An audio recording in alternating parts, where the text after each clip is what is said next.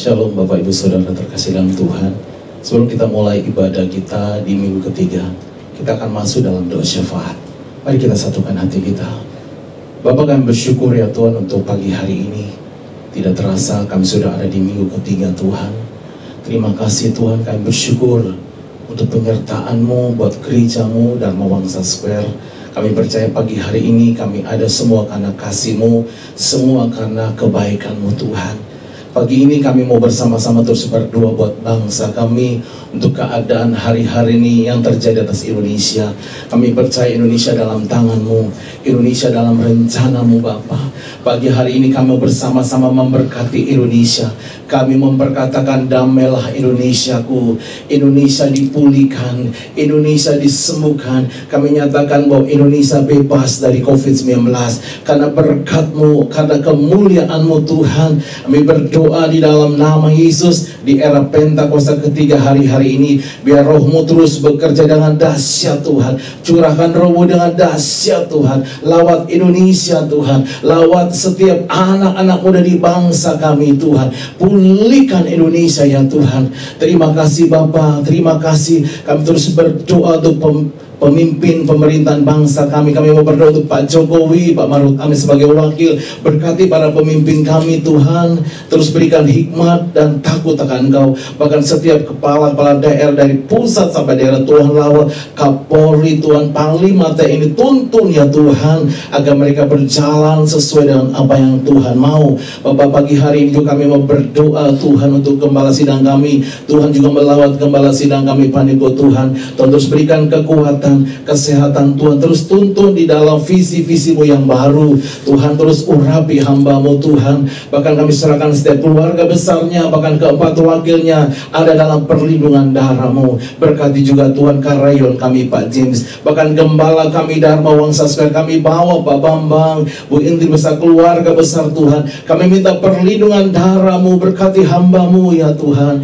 berkati hamba-Mu dan urapi. Berkati juga wakilnya Pak Tatang, Bu Ika Tuhan. Kami serahkan setiap pengerja aktif sampai cuma di dalam tangan-Mu. Bahkan secara khusus kami berdoa untuk jemaat Tuhan, pengerja-Mu Bapak yang berulang tahun di bulan Desember ini. Tuhan berkati Tuhan, bahkan Tuhan berikan umur yang panjang. Tuhan memberkati dengan kekuatan, Tuhan memberkati dengan kesehatan. Bahkan Tuhan melindungi setiap umat-Mu, bahkan hamba-hamba-Mu. Bapak, terima kasih Tuhan, terima kasih Engkau dahsyat, Engkau luar biasa Tuhan. Terus tuntun kami Bapak di dalam ibadah ini Tuhan. Tuhan berbicara lewat gembala kami Pak Bambang pagi hari ini. Tuhan urapi pakai Tuhan. Setiap firman-Mu yang disampaikan pagi hari ini tidak akan kembali dengan sia-sia. Terima kasih Bapa. Kami kembalikan segala pujian, segala hormat dan kemuliaan hanya bagi Tuhan. Di dalam nama Yesus, mari kita yang percaya sama-sama katakan amin.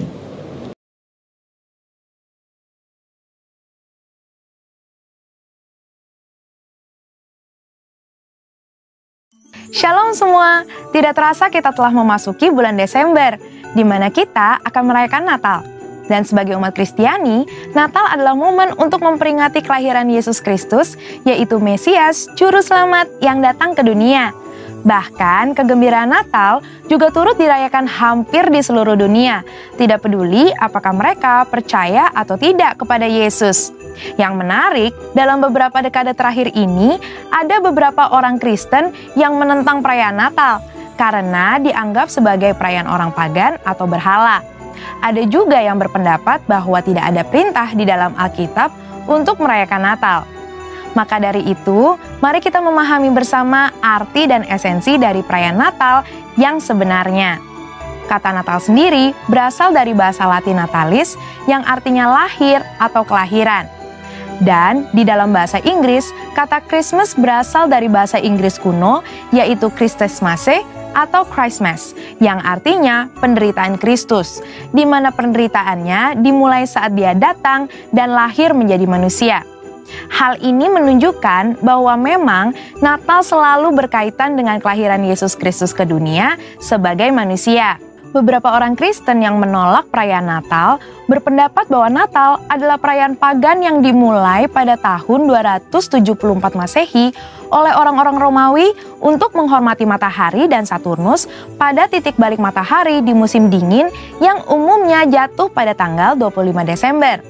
Namun, saat Kaisar Konstantinus Agung menjadi Kristen, festival Romawi ini diubah menjadi perayaan kelahiran Yesus, di mana fokus penyembahan yang tadinya kepada matahari menjadi kepada Tuhan, yaitu Sang Surya kebenaran dan Sang Surya pagi dari tempat tinggi, seperti tertulis dalam Maleakhi 3 ayat 2, Mazmur 84 ayat 2, dan Lukas 1 ayat 78. Mengganti hari raya matahari menjadi hari kelahiran Yesus Kristus bukanlah penyembahan berhala. Mengenai tanggal 25 Desember sebagai hari Natal, ini adalah tanggal yang paling banyak digunakan untuk perayaan Natal gereja-gereja. Namun, ada beberapa denominasi yang merayakannya pada tanggal lain, biasanya antara awal Desember hingga Januari. Hal ini terjadi karena sulit untuk menentukan tahun, bulan, dan tanggal yang pasti kapan Yesus dilahirkan. Namun, satu hal yang pasti, Yesus benar-benar pernah dilahirkan. Gereja sendiri sudah memperingati kelahiran Yesus semenjak awal abad pertama dan kedua, sebagaimana dicatat oleh para pemimpin gereja setelah era para rasul.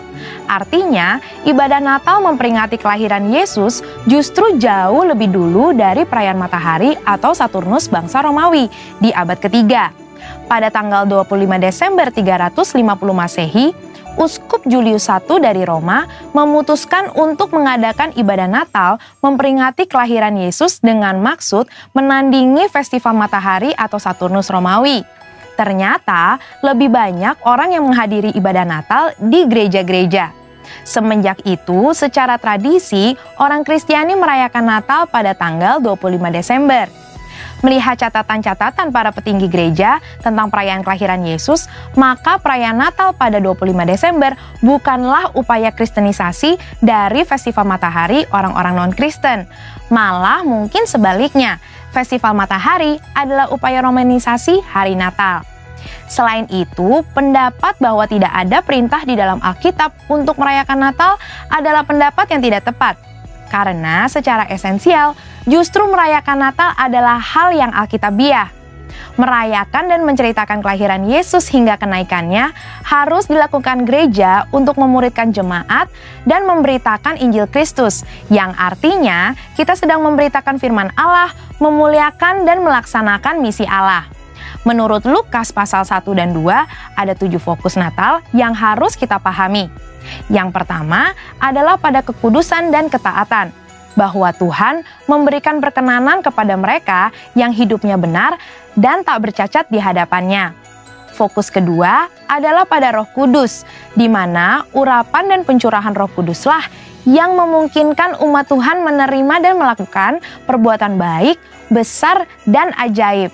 Fokus yang ketiga adalah pada mujizat dan tanda-tanda ajaib, di mana Tuhan membuktikan bahwa Ia sanggup melakukan hal-hal ajaib melampaui akal manusia.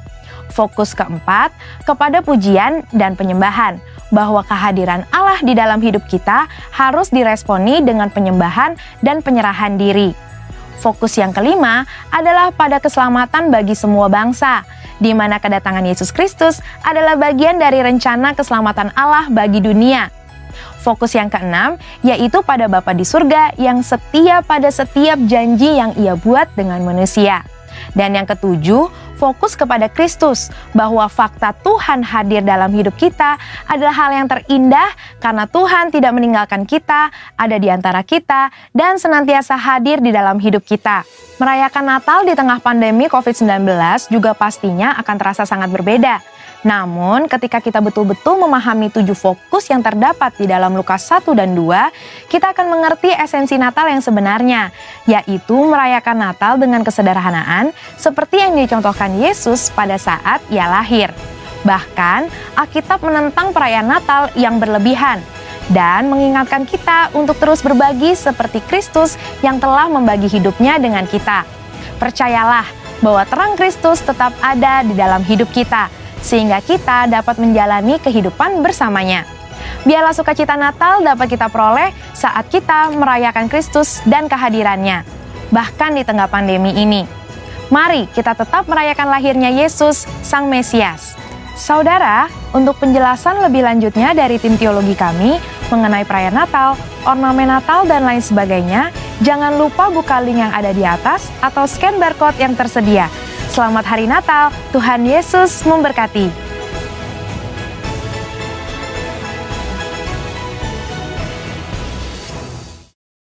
Puji nama Tuhan, Shalom Bapak Ibu Saudara yang dikasihi Tuhan, Shalom. Puji nama Tuhan, minggu ini adalah minggu yang ketiga di bulan Desember Bapak Ibu Saudara. Dan kita persiapkan hati kita Saudara untuk mengalami perjumpaan dengan Tuhan Saudara. Di bulan yang penuh dengan makna, di mana kita merayakan hari Natal kedatangan Tuhan Yesus kita yang ajaib dan mulia. Puji nama Tuhan, mari kita satukan hati kita berdoa Saudara. Bapa, terima kasih Tuhan, karena begitu besarnya kasih-Mu kepada dunia ini, sehingga Engkau mengutus anak-Mu yang tunggal, Tuhan Yesus Kristus, untuk menyelamatkan kami. Sehingga setiap orang percaya kepadanya tidak binasa, melainkan beroleh hidup yang kekal. Demikian juga kami ada di sini ya Tuhan, oleh karena karya keselamatan yang Kau nyatakan melalui Putra-Mu Yesus Kristus ya Tuhan. Terima kasih Bapa di surga, terima kasih. Terima kasih ya Tuhan, sehingga ketika keadaan dunia bergoncang, Engkau telah membuktikan ya Yesus nama-Mu sebagai Raja Damai. Ketika kami ya Tuhan Yesus mencari jawaban atas segala permasalahan yang kami hadapi, Engkaulah penasihat yang ajaib, Bapa yang kekal ya Tuhan Yesus. Terima kasih Tuhan, terima kasih. Kami mau bersyukur kepadamu ya Tuhan karenanya ya Tuhan. Mengingat bahkan terus mau mengalami kehadiran-Mu dalam hidup kami ya Tuhan. Terima kasih Bapa. Dalam nama Tuhan Yesus. Haleluya, haleluya. Haleluya. Haleluya, haleluya. Oh Yesusku, Engkaulah Raja Damai. Kau turun ke dunia, selamatkan manusia. Oh Yesusku, Kau Tuhan penuh kasih. Kau berikan hidup-Mu tebus dosaku. Kaulah Allah yang ku puji. Kaulah Allah yang ku sembah. Kemuliaan bagi-Mu di tempat maha tinggi.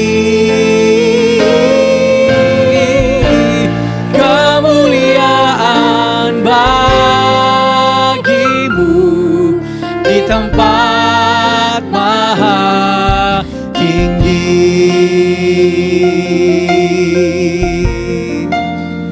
Oh Yesusku, Engkaulah Raja Damai. Kau turun ke dunia, selamatkan manusia. Kami panggil nama-Mu ya Tuhan. Oh Yesusku, Kau Tuhan penuh kasih.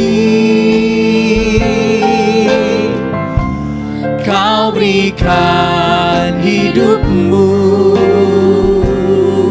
yes, untuk tebus dosaku. Kaulah Allah yang ku puji. Kaulah Allah yang ku sembah. Kemuliaan bagi-Mu di tempat maha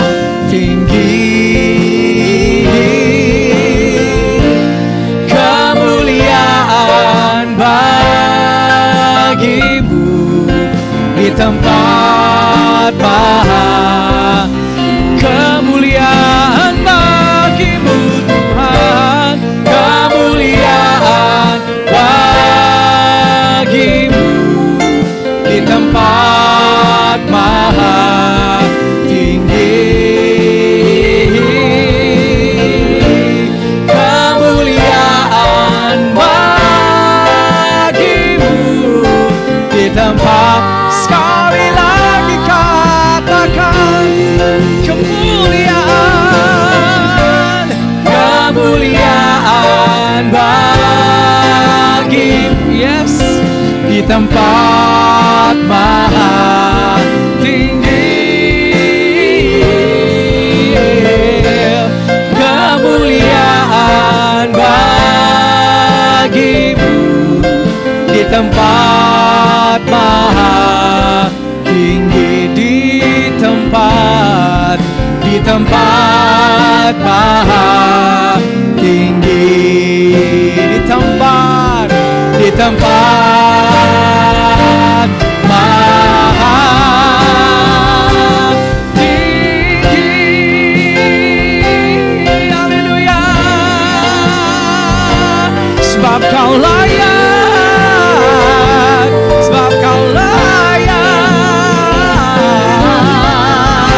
sebab kau layak disembah, kau layak ditinggikan.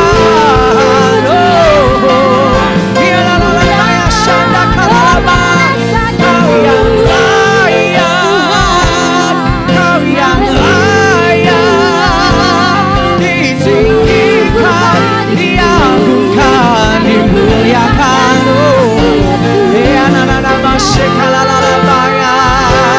Tiada yang selain kau, yang besar kasih-Nya, yang besar setianya. Haleluya, haleluya. Oh, riana nada baralaba ya shakara baralabo, inalaba ya shakara baralaba. Ya, oh, kau mulia, kau layak terima segala kehormatan kemuliaan. Haleluya, haleluya.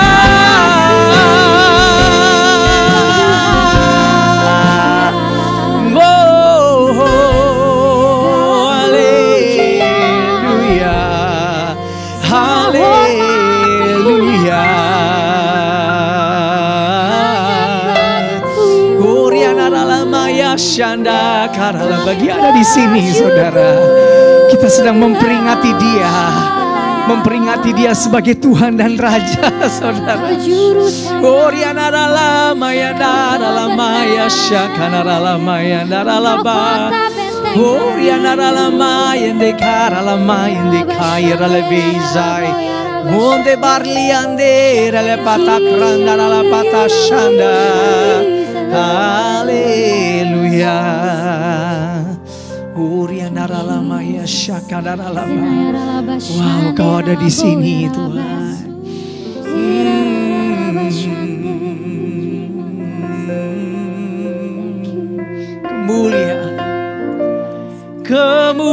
Kemuliaan bagimu di tempat maha tinggi.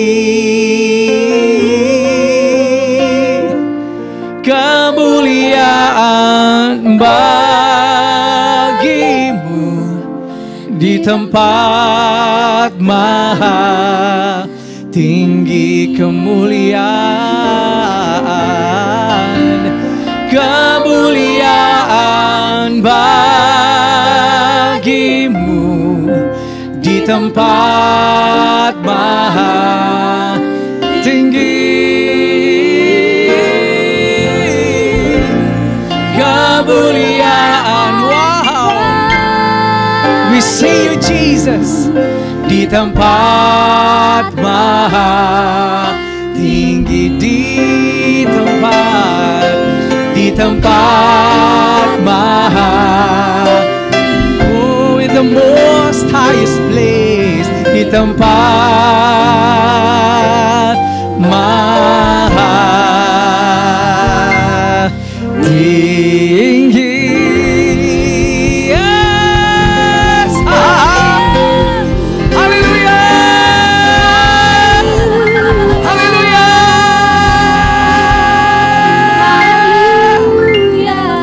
Kami percaya percaya ya Tuhan Yesus, seluruh isi surga dan bumi ya Tuhan memuji nama-Mu, bergirang dan bersorak demi nama-Mu ya Tuhan, merayakan kedatangan-Mu yang kedua kali sebagai Tuhan dan Raja kami yang berkuasa atas seluruh bumi. Haleluya. Kami terus akan merayakan kehadiran-Mu dalam hidup kami sebagai Tuhan dan Raja yang berkuasa atas kita, saudara. Haleluya.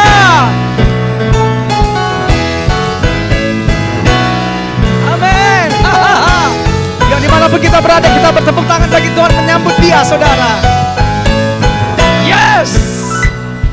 Kita sorga bergema, lahir Raja mulia, damai dan sejahtera turun dalam dunia. Semua bangsa-bangsa bangkit, hey, dan bersoraklah serta bermaklumkan kabar baik. Lahir Kristus terang ajaib, kita sorga bergema, lahir Raja mulia. Haleluya. Biarlah semua suku, kaum, bangsa dan bahasa dan pulau-pulau bernyanyi bagi Dia. Dari pulau dan benua terdengar selalu, yes, lagu pujian sembuhan bagi nama Gloria,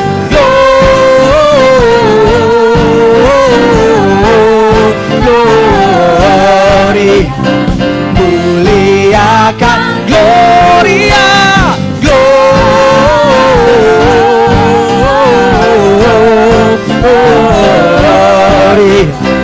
muliakan Tuhan. Yes, amin. Katakan dari pulau dan benua. Yes, dari pulau dan benua terdengar selalu terus lagu pujian semua bagi nama Gloria.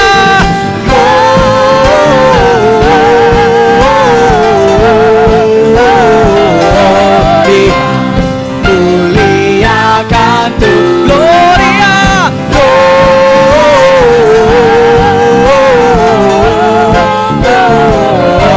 glory, muliakan Tuhan, muliakan, muliakan, muliakan, muliakan Tuhan.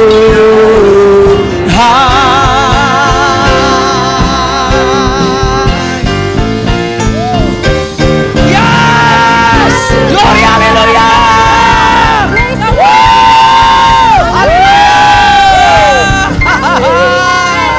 Glory di tempat tinggi bagi Yesus Kristus Tuhan kita. Haleluya. Bapa, terima kasih Tuhan buat anugerah-Mu yang terbesar bagi kami, Yesus Kristus Tuhan. Terima kasih Bapa. Terima kasih. Terima kasih buat hari ini. Kalau bukan karena ya Tuhan pengorbanan Yesus, kami nggak ada di sini. Kehadiran Yesus ya Tuhan yang membuat kami tetap ada di sini, di bawah naungan anugerah kasih karunia-Mu ya Tuhan. Terima kasih Bapa. Terima kasih Tuhan. Yesus telah lahir ke dalam dunia ini, lambang pemerintahan berada di bahunya.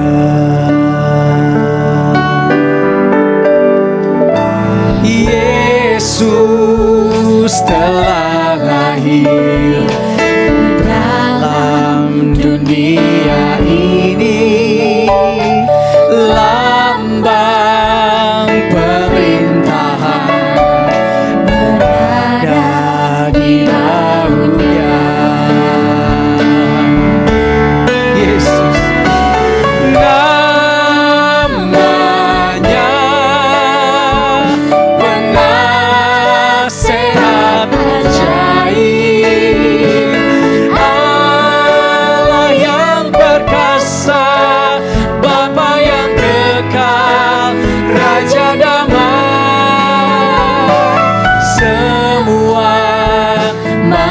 manusia. Pujilah dan sembah Dia. Glory bagi Dia. Haleluya. Amin. Terima kasih Tuhan Yesus. Yesus telah lahir ke dalam dunia ini, lambang pemerintahan berada di bahunya. Yesus Tuhan.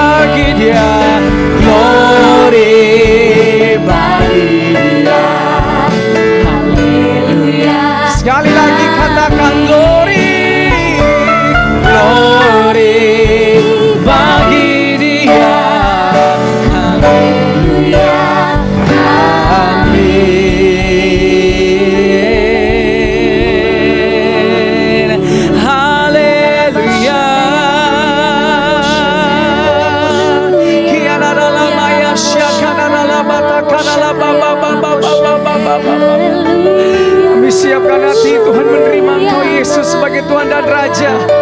Di dalam kuasa firman-Mu ya Tuhan yang sanggup memulihkan.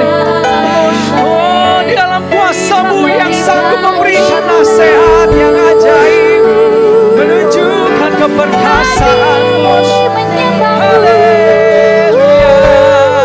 Mari sembah, mari sembah.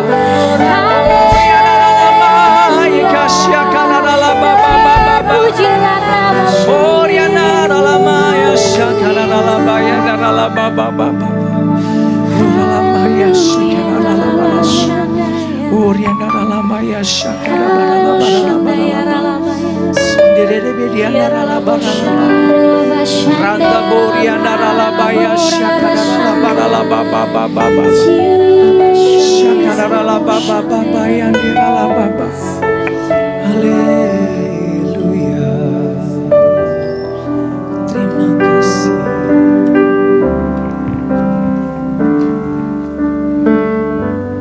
Ku menyembah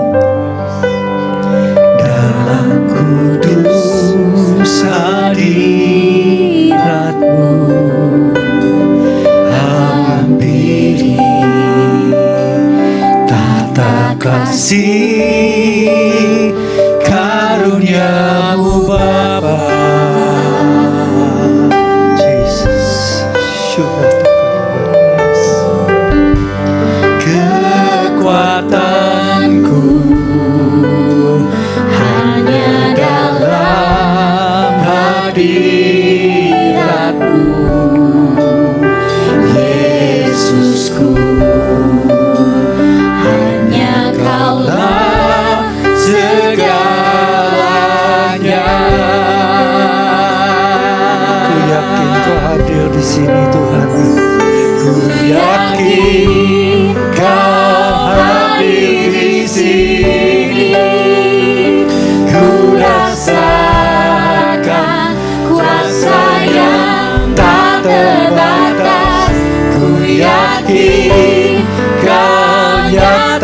di sini, kemenangan terjadi di sini, kesembuhan terjadi di sini, kelepasan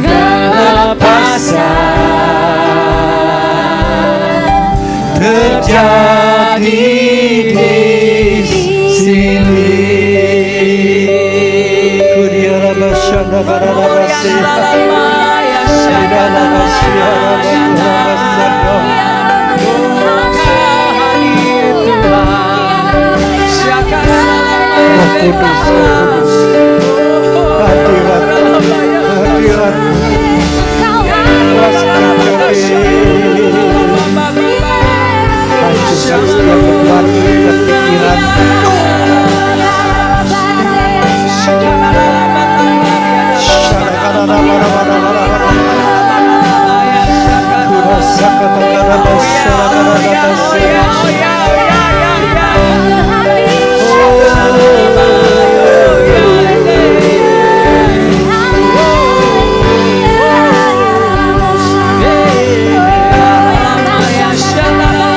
Yakin Kau hadir di sini, ku rasakan kuasa yang tak terbatas. Ku yakin Kau nyata di sini, kemenangan terjadi di sini.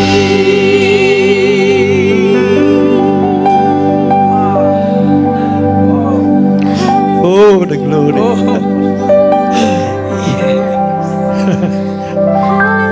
Oh, ya Basi. Sukacitamu memenuhi kami, Tuhan. Kasih-Mu nyata tepat ini. Mari sampaikan beberapa kebenaran, biar kami dapat merasakan betapa cinta-Mu, betapa mulianya karakter-Mu, Bapa. Engkau kehendaki tahun mendatang karakter itu terbentuk di dalam kami semua. Kami percaya Allah Roh Kudus akan menolong kami. Dalam nama Tuhan Yesus. Amin. Amin. Shalom saudara. Saya untuk satu bayangan daripada kasih Kristus yang dilakukan oleh Tuhan Yesus turun ke bumi, saya ingin sedikit flashback ke Kejadian 21 di mana Abraham diuji dulu. Pertama dia nggak punya anak, lalu Sarai anjurkan, ambil aja nih hambaku. Lalu punya anak, Ishak, Ismail. Lalu satu hari Abraham senang sekali, Sarah pun melahirkan Ishak. Dua anak ini beda umur, tapi mereka main sama-sama. Dan satu hari Sarah melihat, wah, ini urusan warisan lagi, ya. Saya katakan, Abraham, aku pengen kamu usir anak ini. Dia tidak dapat bagian dalam hak warisan kami. Dengan berat hati, keesokan harinya, pagi-pagi Abraham mengambil roti serta sekirbat air dan memberikan kepada Hagar. Dia meletakkan itu beserta anaknya di atas bahu Hagar, kemudian disuruh pergi. Maka pergilah Hagar dan mengembara di padang gurun Berseba. Kita tahu satu waktu dia kekeringan, saudara, dan hampir meninggal, maka dia lempar anak ini di bawah semak-semak dan Hagar menangis dengan keras. Dan Tuhan berbelas kasihan. Tuhan buka matanya, dia lihat oase, dia dapat minum. Dan Tuhan peliharakan sampai anak ini besar. Saudara, Abraham makin dekat dengan tinggal satu kan, dengan Ishak. Pagi-pagi diajarkan firman Tuhan. Abraham belajarkan dia main senjata. Sangat disayanglah anak ini. Nah, satu pagi Tuhan tuh ngomong, Abraham, ya Tuhan, ambil anakmu yang tunggal itu, yang engkau kasihi, yakni Ishak. Pergilah ke tanah Moria, persembahkan dia di sana sebagai korban bakaran pada salah satu gunung yang akan kukatakan kepadamu. Saudara, Tuhan ingin menguji Abraham. Memang dia tidak pernah menghendaki darah daripada Ishak itu dicurahkan untuk Tuhan. Enggak. Kita tahu ceritanya, saudara ya, bagaimana akhirnya Abraham berjalan bersama Ishak, udah bawa kayu, bawa pisau, bawa api. Dan Ishak tanya, "Pak, api udah bawa, pisau udah bawa, kayu udah bawa, korbannya mana?" Dan Abraham katakan, Jehovah Jireh, dia akan menyediakan. Saudara, sampai di atas, mana korbannya Pak? Ishak, Tuhan minta, ayah korbankan kamu untuk dia. Saudara, perasaannya bagaimana seorang Abraham yang begitu mencintai anak ini, anak tinggal satu-satunya, harus dikorbankan sebagai korban, disembelih sebagai korban bakaran. Dan kita tahu waktu itu Ishak tidak melawan, dia ulurkan tangannya, diikat, ditaruh di atas mezbah kayu. Dan Abraham cabut pisau, dia udah siap menyembelih anaknya demi ketaatan pada Tuhan, demi cintanya pada Tuhan. Tapi saat dia mau potong, malaikat berseru, Abraham, ya Tuhan, jangan kau apa-apakan anak ini. Aku tahu sekarang hatimu bahwa engkau benar-benar mengasihi Tuhan lebih daripada anak itu. Lalu dengan senang hati, sangat bahagia, Abraham simpan pisaunya dan terdengar di belakangnya suara "Mbe". Dan Abraham menengok, ada domba disediakan Tuhan untuk menjadi korbannya. Saya percaya habis itu pasti ngomong-ngomong, Abraham, Tuhan, bikin aku deg-degan aja, masa sampai begitu minta Ishak.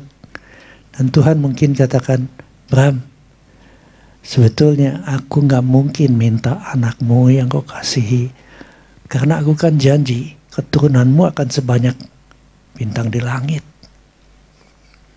Mana mungkin, dan aku tidak akan tega, tapi aku ingin engkau merasakan perasaanku untuk sesuatu yang aku lakukan 2000 tahun kemudian. Abraham gak ngerti apa yang dimaksud Tuhan. Saat itu Israel dalam keadaan menjauh dari Tuhan, menyembah berhala. Wah, udah segala dosa dikerjakan. Lalu Bapa, Tuhan Yesus dan Roh Kudus adakan konferensi. Saya percaya semua melihat keadaan manusia. Wah, tidak ada satupun yang selamat. Bagaimana ya? Lalu Roh Kudus katakan, Bapak, tidak ada penebusan dosa kecuali ada korban yang tanpa dosa. Dan saat itu Yesus mengatakan pada Bapa, Bapak, biar aku yang turun. Aku yang jadi korban itu. Aku akan tanggalkan kealahanku, tapi bersama Roh Kudus, aku akan hidup. Buktikan bahwa manusia bisa hidup tanpa dosa.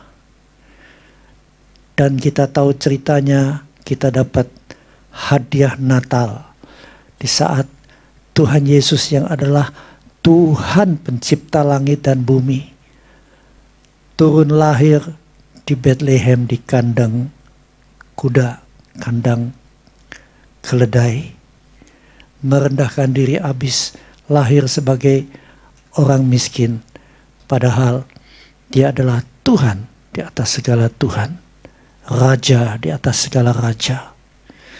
Kita tahu Yohanes 3 ayat 16 dan 17 itu menyatakan, karena begitu besar kasih Bapa, kasih Allah Bapa akan dunia ini, sehingga dia telah mengaruniakan anaknya yang tunggal, sama seperti Abraham harus korbankan Ishak.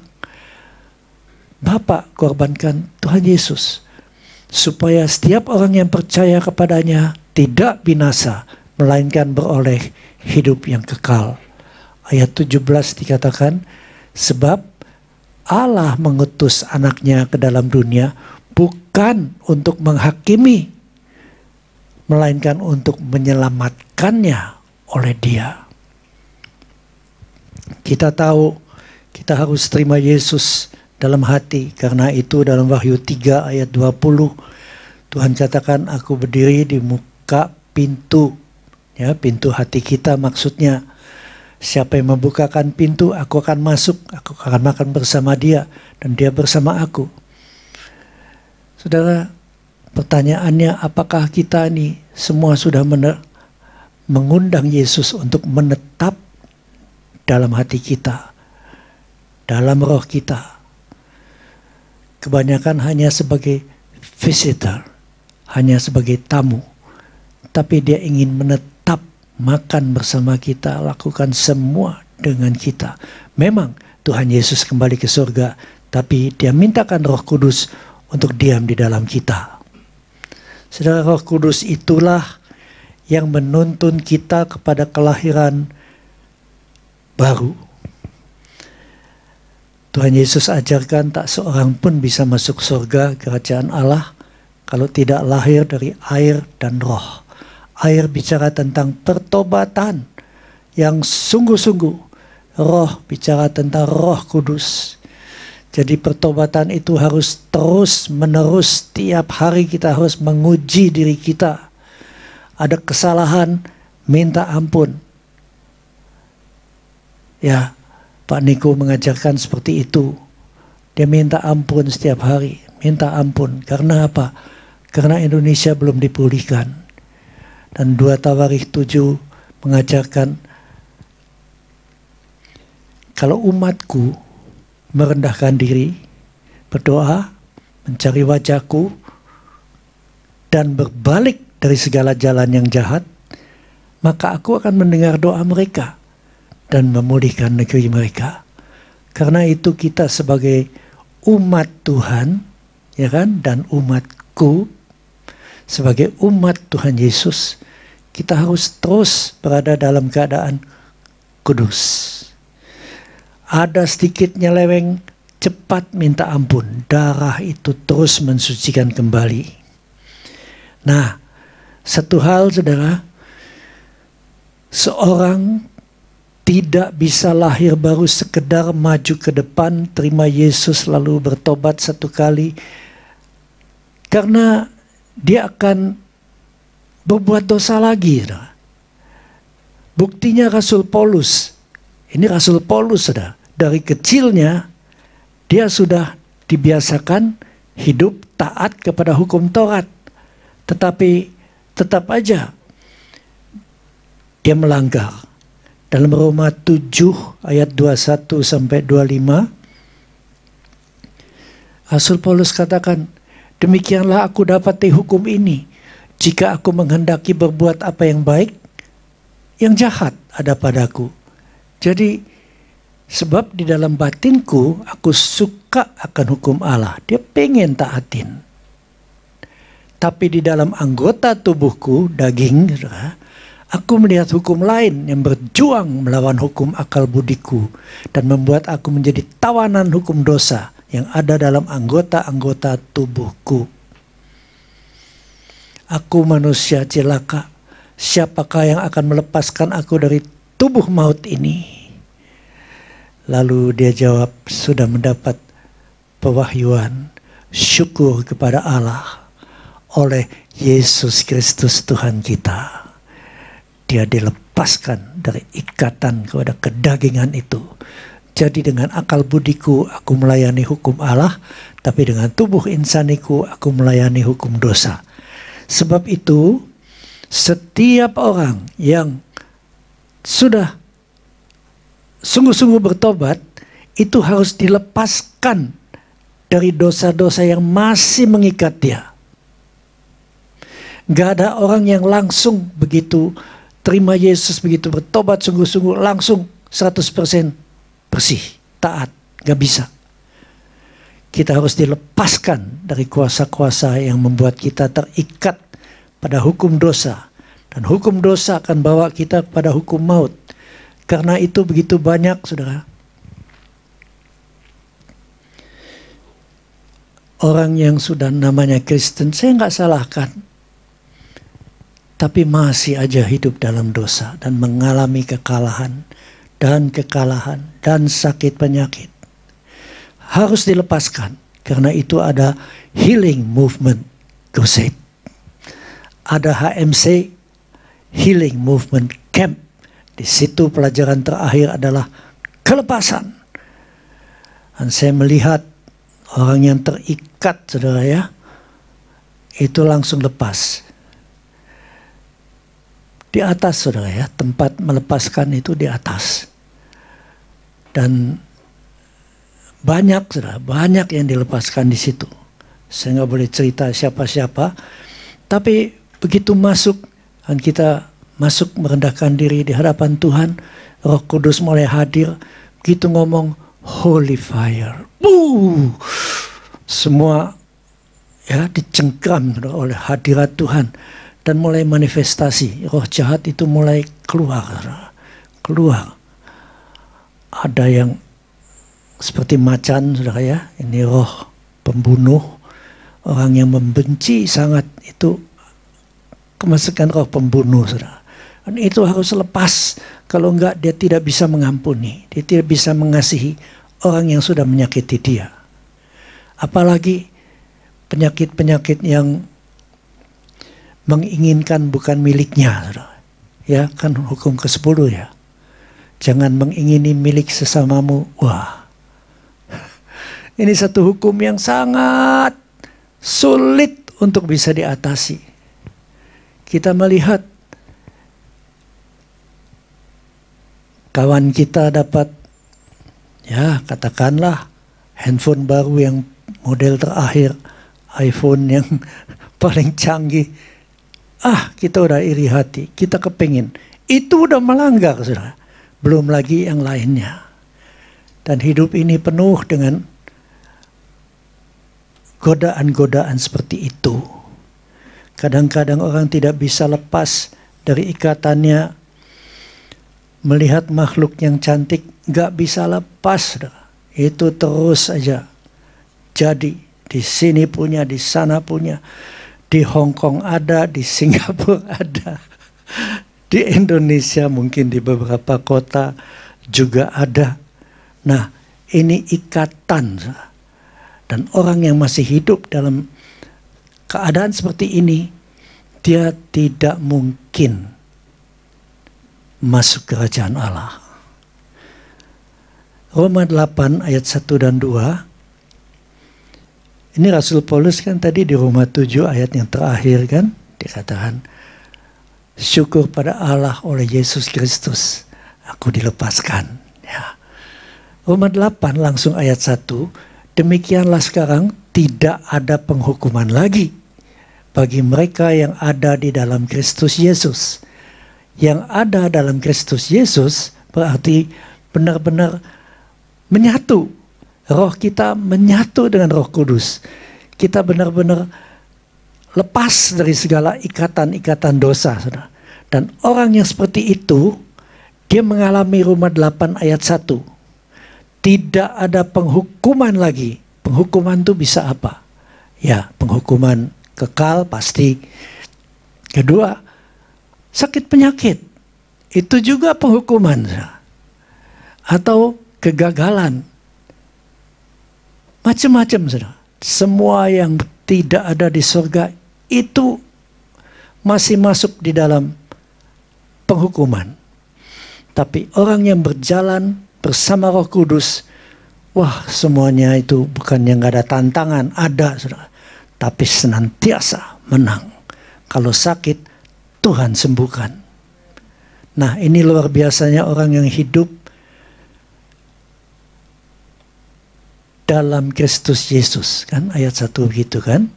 Nah, ayat 2 menjelaskan Roh besar, Roh Kudus yang memberi hidup telah memerdekakan kamu dalam Kristus dari hukum dosa dan hukum maut. Kenapa, saudara? Saya terus ulangi ini, Roma 8. Karena banyak anak Tuhan, saya melihat kasihan, saudara. Masih kena COVID. Ada yang meninggal lagi. Bukan ada, banyak. Sedangkan ini termasuk penghukuman. Nah, saya tuh bukan merasa kuat sendiri. Enggak, saudara. Tapi firman Tuhan katakan, kalau orang hidup dalam Kristus Yesus, maka dia ada di bawah hukum kehidupan. Ini ayat 2 ditulis Roh yang memberi hidup. Inggrisnya tuh lebih jelas, hukum Roh yang memberi hidup. Jadi hukum Roh kehidupan dalam Kristus Yesus itu adalah di dalam naungan Roh Kudus Allah yang hidup. Telah memerdekakan kita dalam Kristus dari satu, hukum dosa, tadi segala ikatan-ikatan dosa, dan hukum maut. Maka maut tidak bisa berkuasa lagi atas kita. Rasul Paulus katakan, hai maut, di mana sengatmu? Dia dilemparin batu, dianiaya sampai ditinggal mati, saudara. Paginya dia bangkit, jalan lagi, terus memberitakan Injil. Nah, ini yang dimaksudkan. Kita ada di bawah Roh kehidupan dalam Kristus Yesus. Jadi bukan hanya kita disembuhkan, bukan hanya kita dimerdekakan, tapi kita juga diberi kuasanya. Nah, ini nyata hanya pada beberapa orang, saudara. Nggak banyak. Kita diperlengkapi dengan kuasanya untuk menyembuhkan.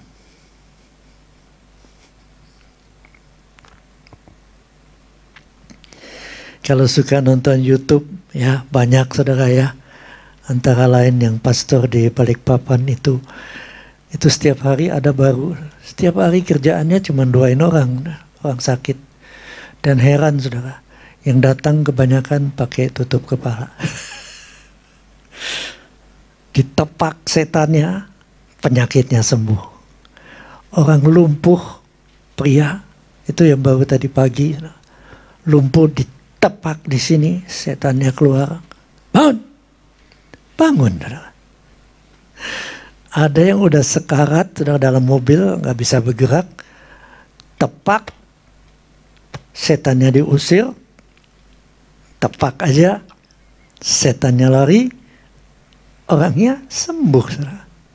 Dari sekarat langsung jalan. Dan kita melihat ini untuk semua orang, saudara. Ini untuk semua orang yang mau hidup di dalam Roh Kudus. Bagaimana kalau kita masih hidup di bawah hukum dosa dan hukum maut? Ya terus aja kedagingan itu nampak. Sakit hati sedikit-sedikit, juga penyakitan, dan jarang sembuh.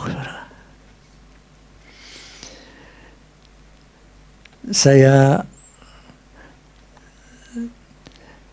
di dalam Zoom, saya suka menganjurkan, nontonlah itu, nontonlah. Kalau mujizat-mujizat lagi dikerjakan oleh Roh Kudus, nontonlah.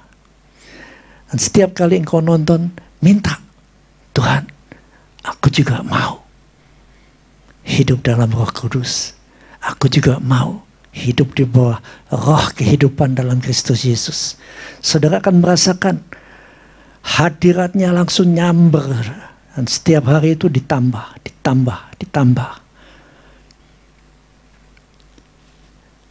Kadang-kadang ada orang yang terlalu sakit, ada di rumah, keluarganya cuma bawa handphone. Handphonenya dibikin video call dan didoakan cuma begini aja. Damai Yesus, sembuh. Dan orang yang kelihatan di video call tergeletak langsung berdiri. Inilah yang Tuhan sediakan bagi kita. Terakhir kemarin ada diaken, saudara. Kita kenal semua, tapi jangan saya sebut namanya. Kena, saudara, COVID. Masuk, dia ada BPJS, masuk di rumah sakit. Di rumah sakit, dia terlalu sering nonton mujizat-mujizat Roh Kudus. Waktu mau dipasangin oksigen yang dari mulut, dia nggak mau. Mau disuntik, dia nggak mau. Dia bilang, saya percaya, nggak usah pakai itu. Saya mau pulang. Wah, dokternya sampai kewalahan. Istrinya disuruh teken surat. Dia tidak mau diobati. Kalau terjadi kematian, kami tidak bertanggung jawab. Saudara, apa yang terjadi? Handphone, saya doa. Saudara, saya kan bukan kelasnya hamba Tuhan yang di balik papan, masih jauh. Saudara. Tapi setiap hari itu menerima, Dan saya nggak bimbang sedikit pun, saya doakan lewat handphone. Apa yang terjadi, saudara? Dari positif udah segala ya, saudara ya, sampai diikat supaya dia mau diinfus. Tapi begitu tangannya lepas, dia cabut infusnya. Agak bandel, tapi bandelnya karena beriman. Iman adalah musuhnya daripada ketakutan. Dan iman itu bekerja meletakkan dia di bawah kuasa hukum roh kehidupan dalam Kristus Yesus. Apa yang terjadi hari kelima, dia dikasih pulang. Negatif. Sama sekali sembuh. Sampai di rumah, dia agak sesak. Telepon lagi, sama lagi. Nama Yesus. Saudara boleh coba. Semakin banyak kita minta. Tuhan kan katakan, mintalah, kuberi. Yang penting taatin aja. Berani doain. Saudara, ini udah orang ketiga yang langsung dari keadaan parah, positif, berubah menjadi negatif. Dan karena yang minta tuh baru 3, saudara. Tapi saya suka kasihan kalau mendengar, ini ada lagi nih. Saya rasa dalam rayuan kita nih ada lagi. Tapi dia nggak minta, bagaimana? Saya doakan aja dari jauh. Inilah yang Tuhan sediakan bagi kita. Nah, sekarang kita lihat 1 Tesalonika 5 ayat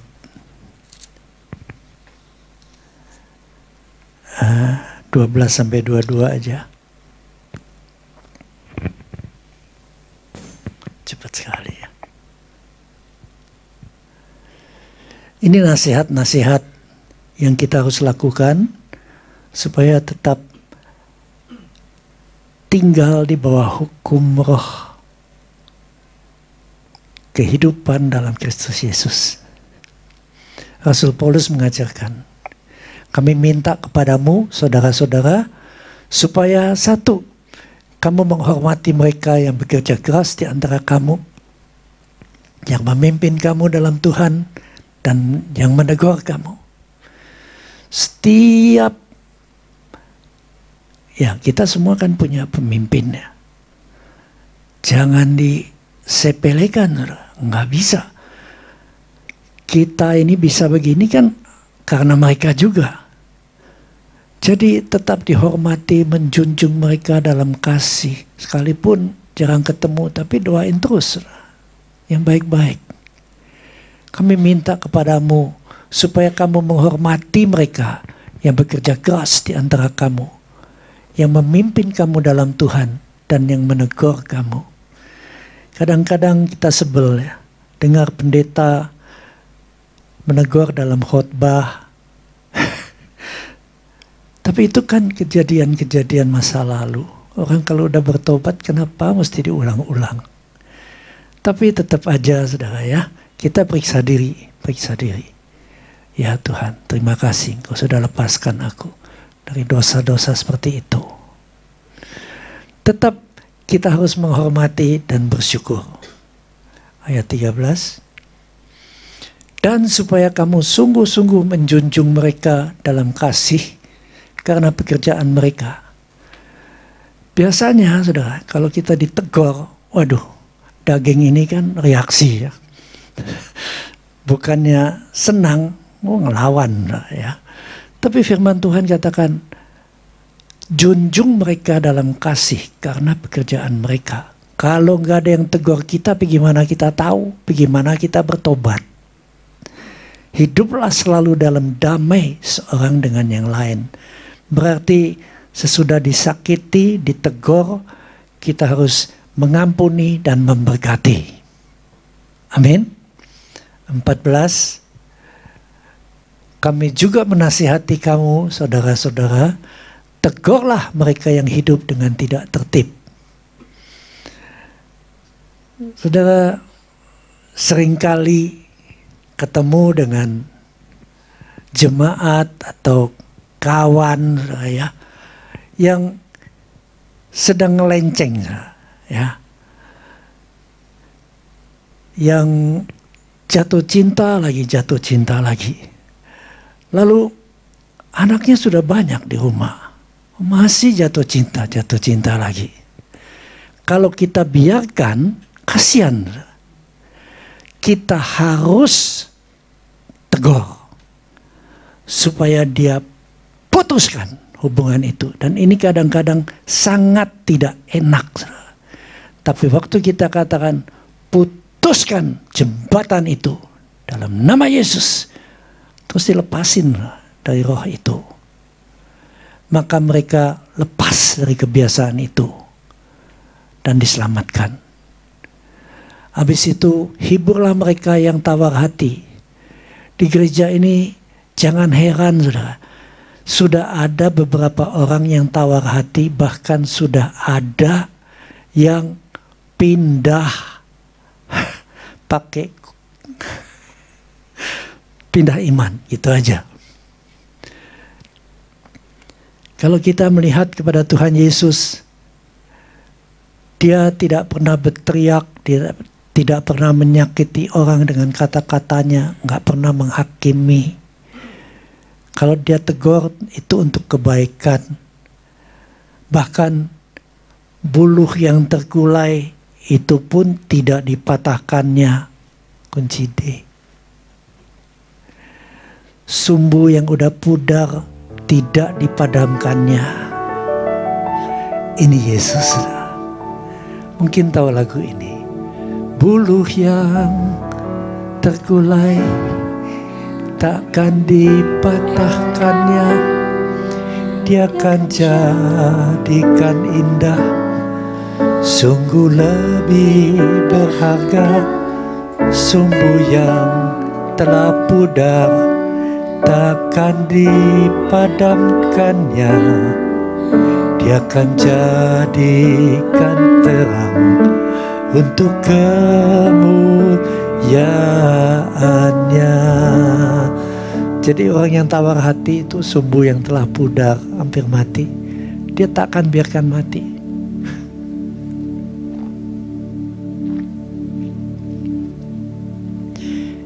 Ini karakter Tuhan. Pak Niko dapat pesan Tuhan. Tahun depan tahun integritas. Integritas dalam arti karakternya Allah. Tuhan Yesus seperti ini. Tapi gimana kalau kita lihat orang yang tawar hati, yang udah ngomong, aku capek deh ke gereja, pulang-pulang aku malah takut, ditakut-takutin, sedikit-sedikit minta duit. Wah, udah parah saudara, ini udah parah. Tapi jangan kita katakan emang wah rusak. Dia bisa hilang. Tapi dengan lemah lembut kita sadarkan dia. Yesus sangat mengasihi kamu. Kalau kamu direndahkan, itu sudah dekat, engkau akan diangkat kembali.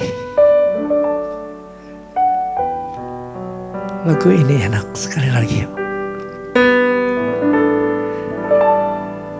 Buluh yang terkulai takkan dipatahkannya, dia akan jadikan indah, sungguh lebih berharga. Sumbu yang telah pudar takkan dipadamkannya, dia akan jadikan indah untuk kemuliaannya. Target terakhir adalah supaya kita hidup dalam kemuliaannya.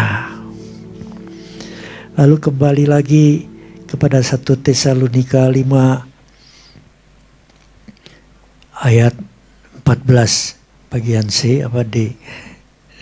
Sesudah hiburlah mereka yang tawar hati, kemudian belalah mereka yang lemah. Saudara, enggak semua orang itu kuat. Ada yang enggak sekuat yang lain gitu aja ya. Tapi kalau direndahkan, dia akan semakin lemah. Karena itu kan lagunya mengatakan yang lemah berkata aku kuat. Yang miskin berkata aku kaya.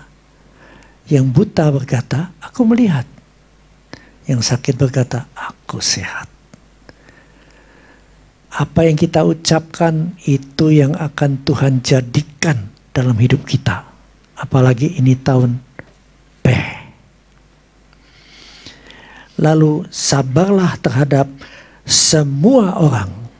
Kalau sabar terhadap mereka yang baik sama kita, yang suka traktir, itu gampang sekali, saudara. Dia marah seperti apa, biarin dah. Tapi terhadap semua orang, ini agak beda. Lalu bersukacitalah senantiasa. Sukacita adalah tandanya kita telah lahir baru. Orang dalam Tuhan senantiasa penuh dengan sukacita dalam Roh Kudus. Amin. Kalau udah dalam hadirat yang kuat, saudara, dan apalagi ada stresnya ya, wah Tuhan kasih sukacita, bisa ngakak seperti apa. Tapi itu semua adalah untuk menguatkan. Bersukacitalah senantiasa. Tetaplah berdoa. Kalau mau maju, pagi doa, siang doa, ya terus aja doa. Lalu mengucap syukur dalam segala hal. Lagi limpah, mengucap syukur. Lagi di karantina di rumah istilahnya, nggak bisa kemana-mana, saudara. Itu pun harus bisa mengucap syukur. Tapi enak sekali, saudara, mengucap syukur. Karena dengan mengucap syukur, hadirat Tuhan turun. Tolong kunci bass. Saya paling suka lagu-lagu Pak Niko. Ku naikkan syukur padamu, Yesus. Ku sembah sujud kepadamu, Tuhan. Di hadapan takhta kemuliaan-Mu, ku tinggikan, ku agungkan selamanya. Segala puji, segala puji, syukur bagimu. Ku tinggikan namamu selalu. Kemuliaan hanya bagimu. Terpujilah namamu. Kalau kita bermazmur, terima kasih Tuhan. Dimuliakan namamu. Terima kasih Tuhan. Terima kasih Yesusku. Tiada sepertimu. Kasih setiamu lebih dari Bapakku. Syukur bagimu. Bapa sih, Bapakku.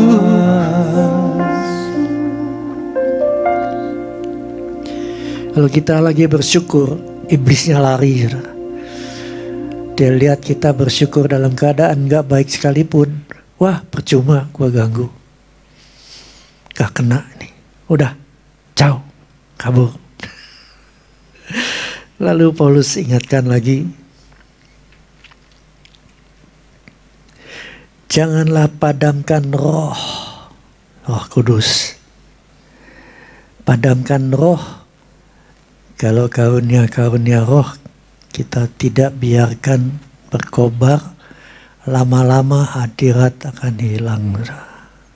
Harus dikobarkan, termasuk mendoakan orang sakit, termasuk melepaskan orang dari ikatan, termasuk dari nubuat. Karena di ayat 20 dikatakan, jangan anggap rendah nubuat. Saudara, seluruh Alkitab ini isinya nubuat.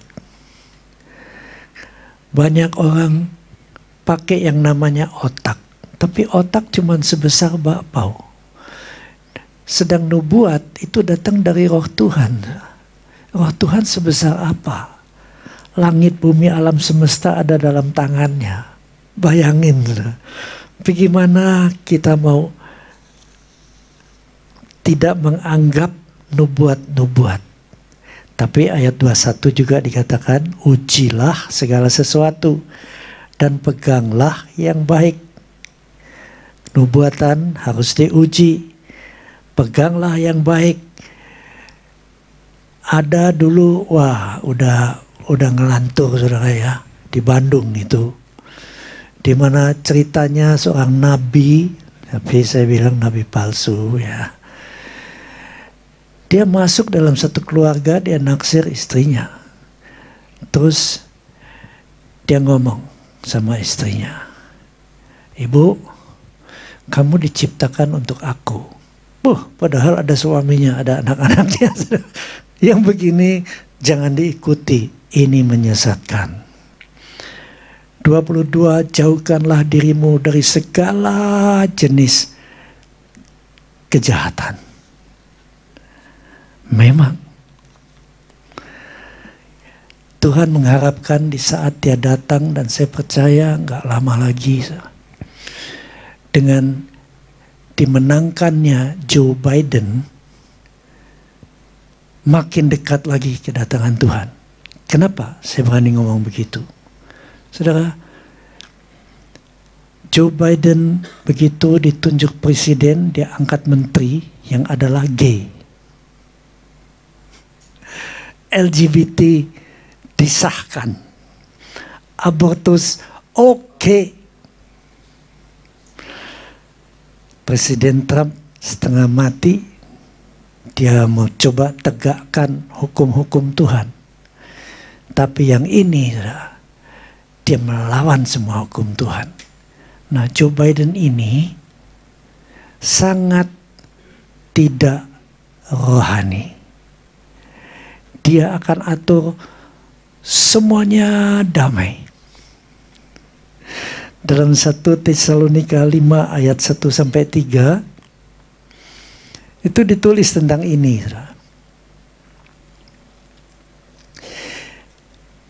Tentang zaman dan masa tidak perlu dituliskan kepadamu. Ayat 2. Karena kamu sendiri tahu benar-benar bahwa hari Tuhan datang seperti pencuri pada malam hari. Ayat 3.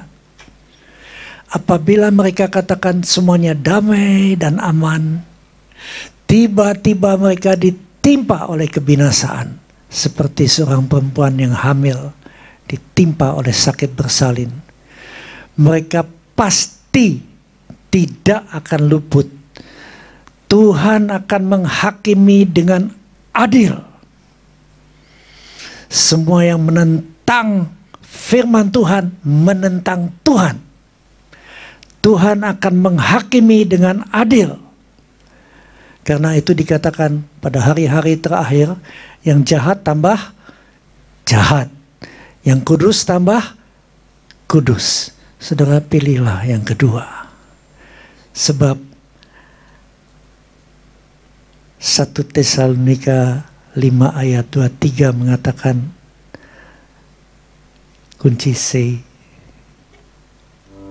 semoga Allah damai sejahtera menguduskan kamu seluruhnya.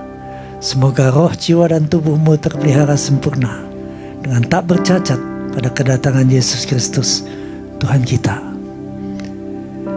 Menjelang kedatangan Tuhan, semua nyata. Miliki karakter Allah. Siapkan dirimu. Sudah hampir. Tuhan sedang menyiapkan yang terbaik untuk kita. Pada saat sangkakala dibunyikan, in the twinkling of an eye, dalam sekejap mata, mula-mula mereka yang meninggal dalam Kristus akan dibangkitkan, diberikan tubuh kemuliaan. Roh Kudus bawa mereka menyongsong Tuhan Yesus di angkasa. Sesudah itu kita yang hidup, tubuh ini diubah menjadi tubuh kemuliaan. Kita pun diangkat ketemu Tuhan Yesus di awan-awan. Menjelang saat itu, sering-sering doakan ini. Katakan, ya Allah, damai sejahtera, kuduskan aku seluruhnya, agar roh, jiwa, dan tubuhku terpelihara sempurna.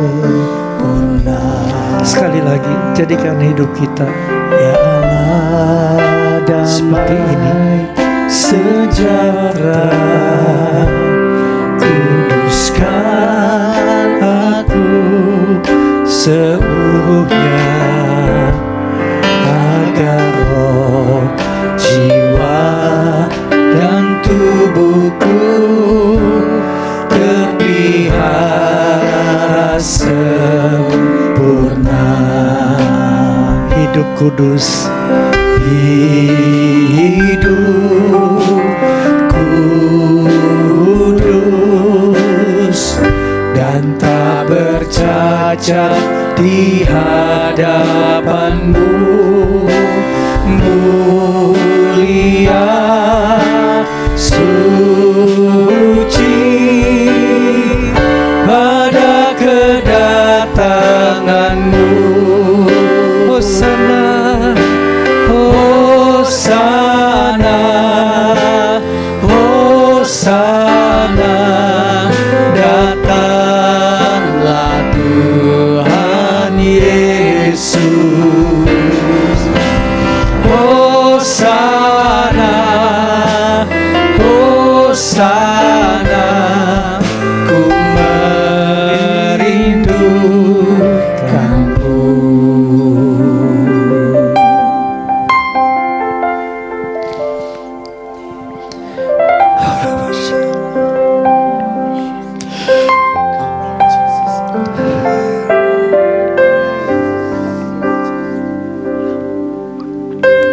Kami merasakan kehadiran-Mu, Roh Kudus. Saudaraku yang mendengar tayangan ini, saat ini Bersiaplah untuk lahir baru dari dan air dan roh. Ikuti doa saya. Katakan, Bapa di surga. Bapa di surga. Saat ini aku mengerti. Saat ini aku mengerti. Engkau menghendaki kami. Engkau menghendaki kami Hidup dalam pertobatan yang sungguh-sungguh dan terus-menerus. hidup dalam pertobatan yang sungguh-sungguh dan terus-menerus. Lepaskan kami Lepaskan kami dari segala ikatan dosa-dosa dari segala ikatan dosa-dosa yang sebetulnya kami tidak suka, Tuhan. yang sebetulnya kami tidak suka, Tapi kami tidak dapat lepas daripadanya. tapi kami tidak dapat lepas daripada. Saat ini bebaskan kami Saat ini bebaskan dalam nama Yesus. dalam nama Yesus. Letakkan tanganmu di atas dadamu, tangan kiri di atas kepalamu. Holy Spirit, Holy Fire, Holy Fire. Shada kadada masia, kuda sakata kadada shada kadada masia. Holy Fire, Holy Fire,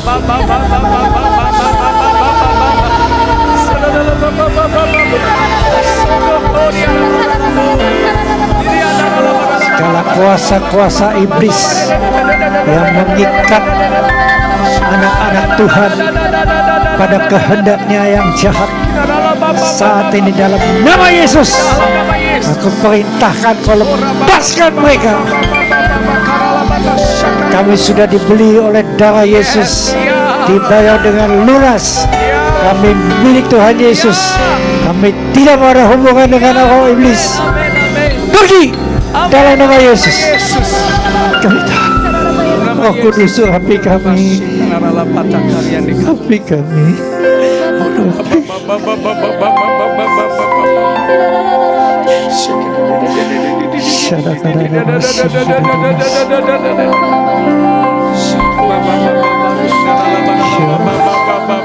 Terus Tuhan, terus bersihkan, urapi, beri kekuatan, tetap hidup kudus, roh, jiwa dan tubuh kami kedapatan sempurna pada saat Engkau datang menjemput kami. Dan biarlah semua yang punya pengharapan ini bersama-sama katakan amin.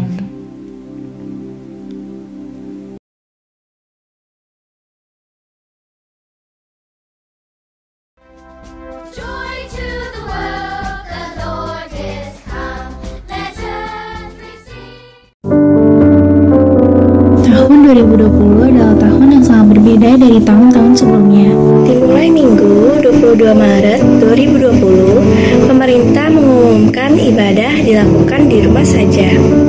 Belajar pun di rumah masing-masing. Minggu-minggu pertama, kedua adalah saat-saat yang sangat mencekam. Di luar sepi, saya, adik, kakak, papa, mama, dan semua orang diwajibkan berada di dalam rumah. Tidak boleh ada yang keluar rumah. Sejak saat itu, sekolah, bekerja, dan ibadah dilakukan dari rumah masing-masing. Wajib memakai masker, rajin mencuci tangan, dan hindari dari kerumunan. Kami semua telah melakukannya. Ini disebut protokol kesehatan untuk bersama-sama melawan COVID-19. Memutuskan mata rantai penularan COVID-19. Setiap hari kami bersatu hati berdoa minta kemurahan Tuhan supaya COVID-19 cepat berlalu. Sekarang udah bulan Desember. Dan kami pun merayakan Natal dengan cara yang beda. Kami pun merayakan Natal di rumah masing-masing bersama mama dan papa. Walaupun tidak bisa merayakan Natal bersama teman-teman di gereja, tetapi kami tetap bersuka cita. Sukacita dan damai Natal ada di dalam kami. Karena Tuhan Yesus ada di dalam hidup kami. Damai, sukacita tidak dipengaruhi oleh keadaan, tetapi oleh diri kita sendiri dan Tuhan Yesus. Tuhan selalu ada bersama kita. Tuhan tidak pernah meninggalkan kita. Tuhan Yesus, kita bisa melewati semua kesulitan hidup. Dan kita ada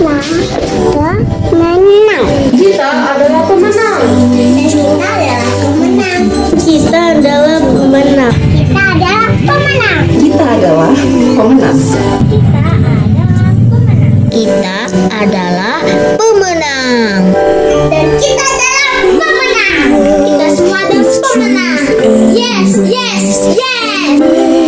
The nations prove the glories of His righteousness and wonders of His love and wonders of His love and wonders of His love.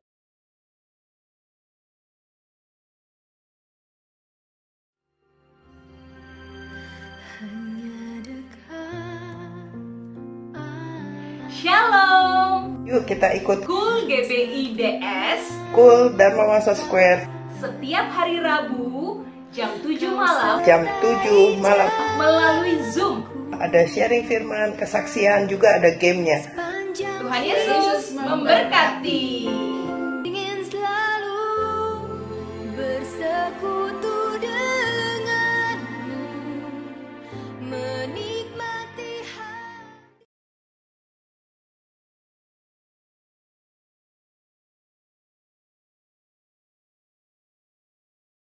We wish you a Merry Christmas. We wish you a Merry Christmas. We wish you a Merry Christmas and a Happy New Year. Good tidings we bring to you and your kin. We wish you a Merry Christmas.